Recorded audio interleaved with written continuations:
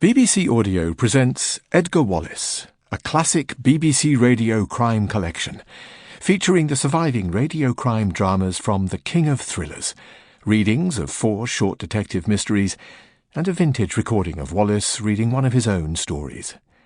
Tying them all together are extracts from the documentary programme Edgar Wallace, the Man Who Wrote Too Much, presented by Mark Billingham.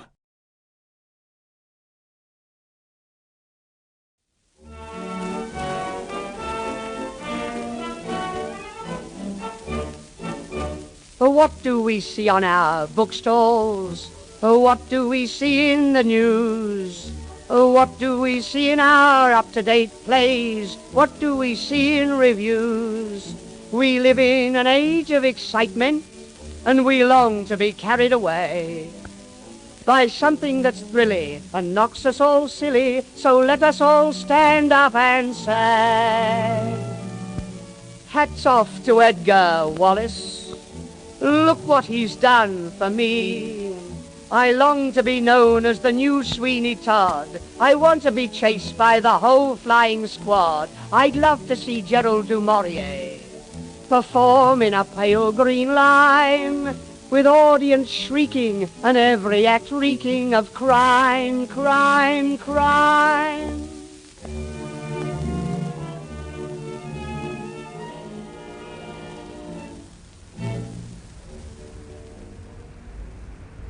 Yes, listeners, the sound of 1929. We are truly in the crackly audio age. I'm crime writer Mark Billingham, and that was comedian Stanley Lupino's cheeky tribute to the star Edgar Wallace, the fiction factory of crime. I'm on Ludgate Hill at the top of Fleet Street in old London town, and this really is a London story.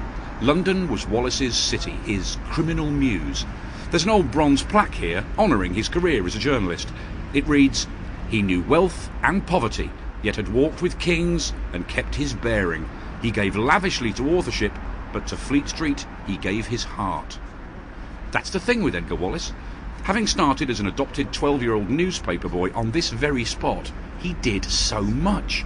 Journalist, war correspondent, writer, West End playwright, producer, even film director.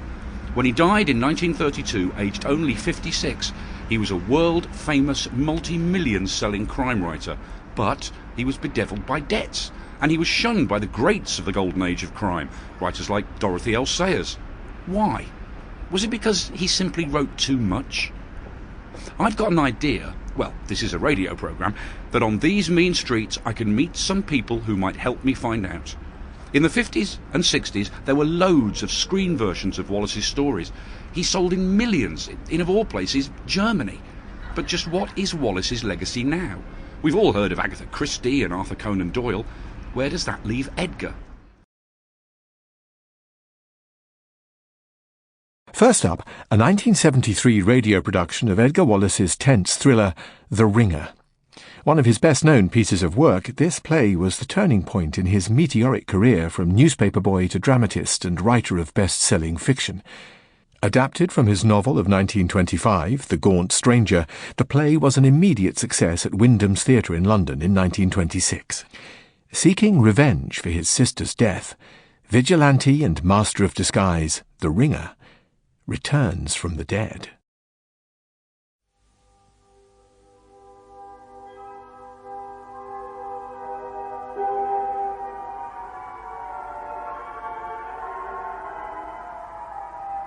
The fog was so thick in Deptford that night, they were forced to feel their way by railing and wall. Flanders Lane, Deptford, a place where police went in couples.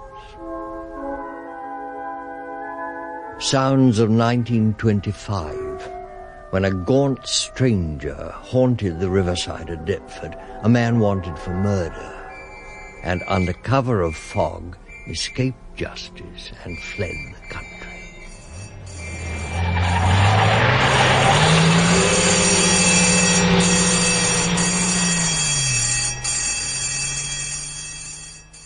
The night the Ringer got away, and some months later the Australian police reported that the body of a drowned man taken out of Sydney Harbour was almost certainly the Ringer.